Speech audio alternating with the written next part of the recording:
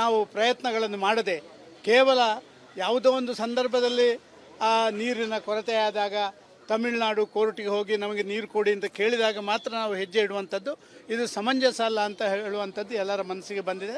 ಅದರ ಬಗ್ಗೆ ಒಂದು ಆಗಬೇಕು.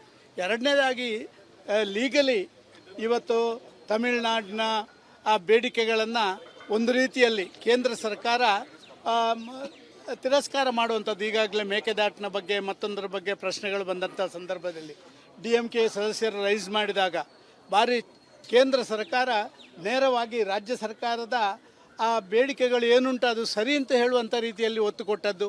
ಸುಪ್ರೀಂ ಕೋರ್ಟು ಇದಕ್ಕೆ ಪೂರಕವಾದಂಥ ಅವರದೇ ಜಾಗದಲ್ಲಿ ಅವರೇ ಆ ನೀರಿಗೆ ಶೇಖರಣೆ ಮಾಡುವಂಥದ್ದಕ್ಕೆ ನಿಮಗೆ ಯಾಕೆ ತಡೆ ಅಂತ ಪ್ರಶ್ನೆ ಕೇಳುವಂಥದ್ದು. ಇದನ್ನೆಲ್ಲವನ್ನು ಅತ್ಯಂತ ಗಂಭೀರವಾದಂಥ ಚರ್ಚೆಗಳನ್ನು ಇವತ್ತು ಮಾಡುವಂಥದ್ದನ್ನು ಮಾಡ್ತಾ ಇದ್ದಾರೆ. ಗಂಭೀರ ಚರ್ಚೆಗಳನ್ನು ಮಾಡ್ತಾ ಇದ್ದೇವೆ.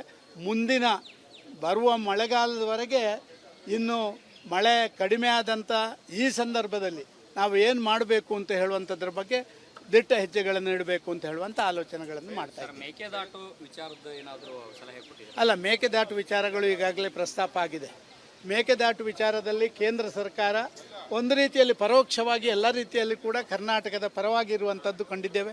ಪಾರ್ಲಿಮೆಂಟ್ನಲ್ಲಿ ಕೊಟ್ಟಂಥ ಉತ್ತರ ಇರ್ಬೋದು ಅಥವಾ ಮೊನ್ನೆ ಸುಪ್ರೀಂ ಕೋರ್ಟ್ನಲ್ಲಿ DMK ಸದಸ್ಯರು ಹಾಕಿದಂಥ ಪಿಟಿಷನ್ನ ಮೇಲೆ ಬಂದಂಥ ಚರ್ಚೆಗಳಿರ್ಬೋದು, ಇದೆಲ್ಲವೂ ಕೂಡ ನಮ್ಮ ಪರವಾಗಿದೆ. ಆದ ಕಾರಣ ಈಗಾಗಲೇ ನಮ್ಮ ಇದನ್ನು ಅವರು ಹಿಂದಿರುಗಿಸಿದ್ದಾರೆ. ಅದಕ್ಕೆ ನಾವು ಆ ಡಿಟೇಲ್ಡ್ ಪ್ರಾಜೆಕ್ಟ್ ರಿಪೋರ್ಟನ್ನು ಕೊಡುವಂಥದ್ದಕ್ಕೆ ಎಲ್ಲ ತಯಾರಿಗಳನ್ನು ರಾಜ್ಯ ಸರ್ಕಾರ ಮಾಡ್ತದೆ. ಗಮನಕ್ಕೆ ತಂದರೆ ಅದು ಚರ್ಚೆ ಆಗ್ತಾ ಇದೆ.